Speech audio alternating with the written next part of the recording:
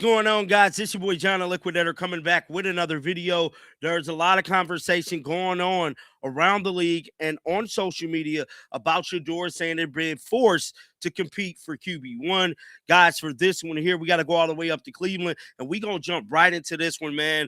I'm going to stay on top of this topic, man, here on the channel. I think it's very crazy to me that people was pushing the notion that Deshaun Watson 2020 season is a Super Bowl worthy season and that Shedeur Sanders got his job cut out for him. We're talking about a quarterback that has suffered 2 Achilles injuries.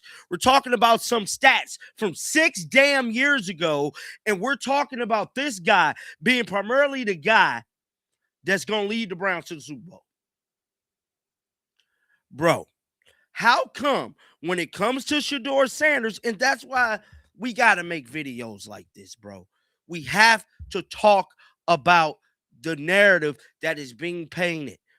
Because I knew early on at the conclusion of this season that something was cooking in Cleveland and it wasn't Sanders' recipe on it, bro. Because what it's looking like to me, they ain't cooking a dish for Shedeur to be successful.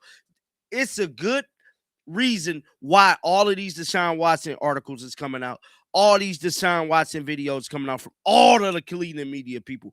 All of the Cleveland media people is pushing this Deshaun Watson narrative. Pay close attention to what is being orchestrated by the media in Cleveland. I'm talking everybody. It's saying Deshaun Watson this, Deshaun Watson that, instead of pushing the notion, what can we expect to see from our quarterback, Shedeur Sanders? I don't want to hear nothing about no damn Deshaun Watson when Shedeur Sanders was the finishing quarterback for the 2025 season. Shedeur Sanders has done enough already to earn his spot being y'all quarterback. The young man won 3 games. Yes, he struggled a long times, but we have to look at what was displayed before him. He did not have any first-team reps leading until he played. None. Y'all understand that. When Peyton Manning was drafted and he had to go through his whole debacle, he received first-team reps. Aaron Rodgers received first-team reps playing behind Brett Favre. Tom Brady, everybody. For them to put this notion out there that he's trash, he's this, he's that, we need to really look into Deshaun Watson, really got me pissed off, because we supposed to trust these people to keep it real and not push some damn stats from 2020 COVID year and convince me that Deshaun Watson is a better quarterback than Shedeur Sanders and he had 2 Achilles injuries. I don't want to hear none of that. When it comes to Shedeur Sanders, it's always something. He got to compete for this. He should do this. He should do that. I'm sick of it, and y'all should be sick of it too. I'm trying to give Cleveland the benefit of the doubt as a fan and as a reporter, but I got to call out the fuckery because it is a bunch of buffoonery going on in Cleveland with this narrative about Deshaun Watson being QB1 when Shedeur Sanders still has to be developed as a young quarterback. See, there is no plug-and-play fix when it comes to Deshaun Watson. Ain't no plug-and-play fix. When you got somebody like Deshaun Watson, you know what you're going to get. When you got Shedeur, a young man that is still putting, big boy tools in his toolbox, you don't know what you're going to get on any given Sunday. That's all I'm saying. They keep time in, time out, forcing this young man to compete for a position just because he was drafted in the 5th round. That's what I'm thinking. Or could it be because his last name is Sanders? Could it be y'all still trying to do the good old boy system with Shedeur?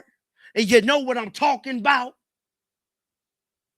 Make him sit a little bit, make him earn it. See, last year, they was pushing, making him earn it. Shedeur came in, won 3 out of the 7 games he played.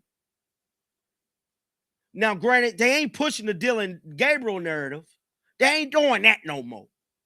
But what they is doing is pushing, will Shedeur be QB1? Will he be QB? We don't, bro, we already know he should be QB1. But y'all, I just want to show y'all something here real quick. Now, I like the Rizzo show. I really, really, really do. I do. He one of my favorites. But I just want to show y'all what they talked about today. Then we're going to play another clip. Then we're going to listen to Myles Garrett. Let's listen to this. This is from today. The odds right now for Brown's starting quarterback, okay? Would Shedeur be your favorite at the moment? Close. Yes. Plus, let's say plus 250. Okay? No, I don't think it's that. Close to being the favorite. We're talking close to being a close. What the hell is a close, bro? What is a close, bro? The young man went out there and performed on an elite level, and we're talking close. You think you're getting better than 2-1? Okay, plus 180, whatever. Okay. What would you put? Watson Would be second? Yeah. What if he's not healthy? Well, then the odds will change. Okay, the odds will change. But Watson right now, would be second. plus 250 for him. Plus 250. 180. 250. Dylan Gabriel. Plus 450. Okay. Dylan Gabriel plus 450 other. Plus 550. Not that much more. Yeah. So that was one clip there, bro. Now, this is another clip here this morning.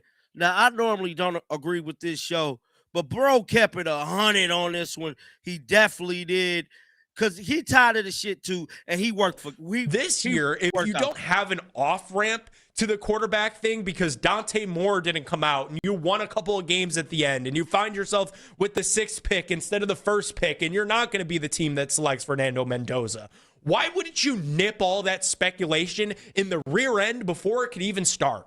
Nip it in the butt right now. Shedeur Sanders is our quarterback. Boom, done, complete. He's going to get the first team reps in training camp. He's going to have all of the opportunity there in camp and in the preseason, and we're going to get him ready, and we're going to treat him like he's the quarterback of this thing moving forward. And if it pops, great. You just found your own version of Brock Purdy there in the 5th round. You could use the first pick that you've got, number 6 on a receiver. You could use 24 on a left tackle, and you're looking at 2027. How do we put a bow on fixing this offense? Maybe do you need a right tackle? Do you need a guard? Do you need another receiver or a tight end there in the 1st round? It makes life a lot easier. Or if not, and Shedeur proves that he's not the franchise quarterback in the 1st round, or the first team reps and the snaps and all that really didn't make a big difference, and he still takes the long sacks and he's still throwing more interceptions than he does touchdown passes. Well, same conversation. There's your answer. And in the 2027 NFL draft, you're right back to the well. Because what'd you say, Daryl, in the last segment? The most successful QBs that we've had in this sports town, Tim Couch and Baker Mayfield. What do those guys have in common? And let's give Derek Anderson his love for 2027. They were first round draft picks. And that's something that this organization hasn't invested many of. You've had 40-some guys rotate through here at the quarterback position. And it's only 42. A handful of 42 damn quarterbacks, and you got one, and now you're trying to play patty cake with Deshaun Watson, bro. Now, this is Myles Garrett. Speaking of your team, right? 4 quarterbacks, the challenges. Do y'all have the guy? Is Shedeur the guy? That's what we're looking at as a guy. No, we're going to give him a shot to prove that he's a guy. Now, when this clip first came out, we thought Myles Garrett was talking about the Browns as a whole. To me, after rewatching this clip, it sounded like Myles Garrett's talking about locker room. The guys in the locker room, we believe. The locker room. That's what I'm picking up on from this clip. But I'll play it. Let's listen. So we're not going to give anyone that title until they go out there and earn it. And he was the last person to be on the field, and No, he showed some flashes. So we're going to give him an opportunity to show what he can really do, uncork the ball. Yeah, you paying another guy $46 million. Is he going to get a shot? I feel like everyone on the roster is going to get a shot. And now, he was the last guy on the field, so he's obviously going to get first service. And, Deshaun, whoever else on the roster, they're going to get a real look. What do you think separates you? Like, speaking of your team, right? So that was the clip, man. I want to know y'all thoughts down in the comment section right now. Make sure y'all keep them bells on so you do not miss a video whenever I upload. And until next time, man, pay attention. Play close attention to narrative that's being painted by all these Cleveland reporters. Till next time, man, shake the haters off. I'm out of here, bro. Peace out.